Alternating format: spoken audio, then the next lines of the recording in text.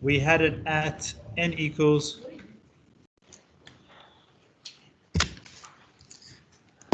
be smart to connect this. There we go. With n equals L1 on x squared and L2 on m minus x squared. Then we realized we have to bring it up before we can differentiate. Then we said, let's start differentiating.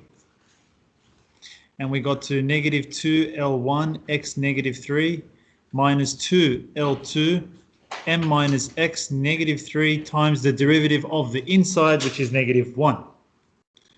Then we end up getting negative 2L1 on x cubed plus 2L2 on m minus x all cubed, and this has to equal to 0.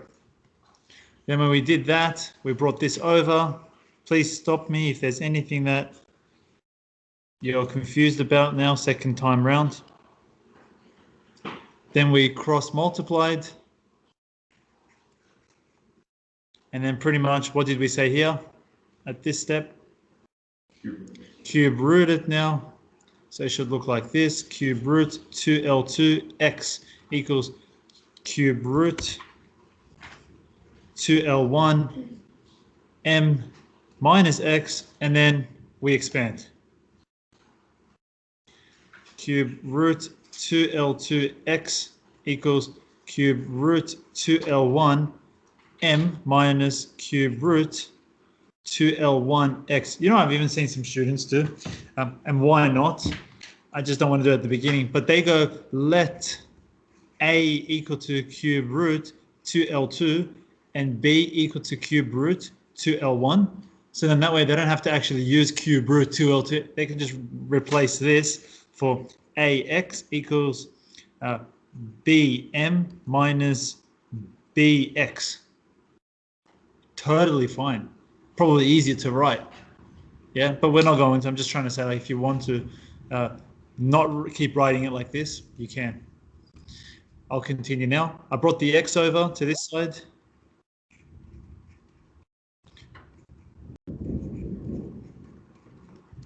And then I said, we don't want two x's. You can't actually simplify them by adding. So then what we're going to do, we're going to factorize the x out. Once you factorize, you're going to have these two things. I think we know that. And then we're going to divide. So the answer should end up becoming this. 2L1 on the division of these. Cube root 2L2 plus cube root 2L.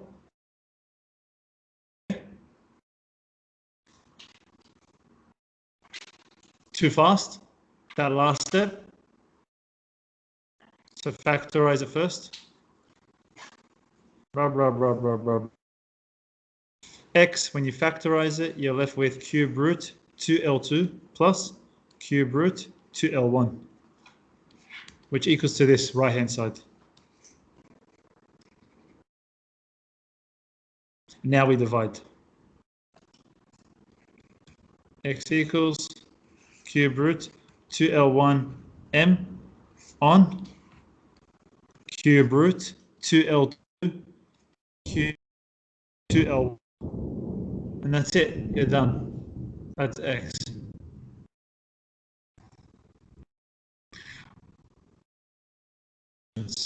You can see why I said you should write this out like 3 times for your hands. It's just not the algebra that you're comfortable with, I think, yet. And then, what do we have to do after that? Throw our pens and finish? Not really. What haven't we done? What haven't we done? What do we usually do? What did I say? Max min problems. Don't look at it and be like, I don't know. Nature. I haven't done nature. You've just done y dash equals 0. You want nature now. Obviously, you can't do y dash table because what the heck is this? You can't say, oh yeah, pick something to the left of this. What is the left thing? Right? You can't. So it's obviously going to be done through y double dash, which means, yes, we have to differentiate again. So go back up, find your first derivative, wherever it is, right there. This one here. And we're going to differentiate that. So let me rewrite that first. Can someone just read that line to me real quick? Y dash equals negative 2 L1 x negative 3. Yep. Plus, I think. Negative 2 L2 m minus x negative 3 times negative 1, which means the negative becomes a positive anyways. So we'll just leave it like that. Is that cool?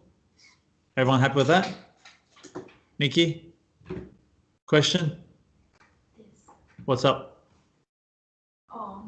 Tell me. Which line was that? This y dash right at the top right here. There it is. dn on dx. Y dash. This one. True? You should have that. Yeah. And then what I did is I didn't write negative 3s. I brought them back down to positive 3s in the denominator in the next line. Yeah. Make sense? 100%? Yeah. Done. That's y dash. Then we're going to do y double dash now. Y double dash. Bring the 6 down. Oh, sorry. Bring the 3 down, becomes 6. So 6L1 x negative 4 minus 6L2 m take away x negative 4 times what? Derivative of inside, so negative 1. Write it a little bit neater.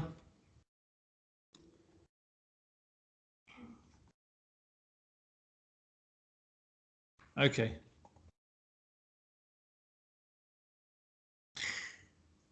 Now, stop at this point. Usually we have to sub it in x, right? That's what we usually do. But this question says make sure it's a minimum. Now that means greater than 0. Y double dash greater than 0. L1, comma, L2 and M, they're all greater than 0. Why? Because they're loudness and then M is length. True? So they're all positive. What can we also say about x to the 4 and m minus x to the 4? Is also always positive, because anything to the power of an even number is always greater than 0. So therefore this whole thing, y double dash is,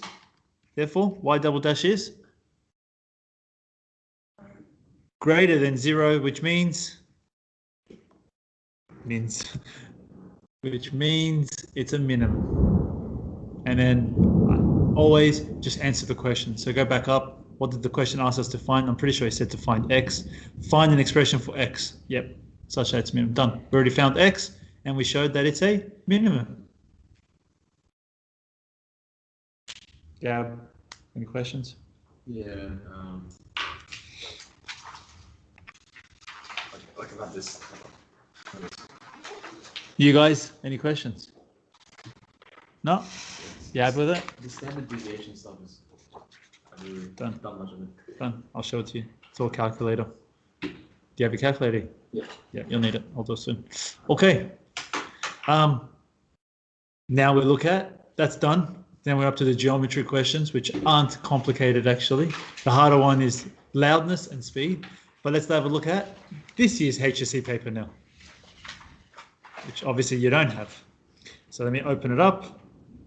I'll stop the recording.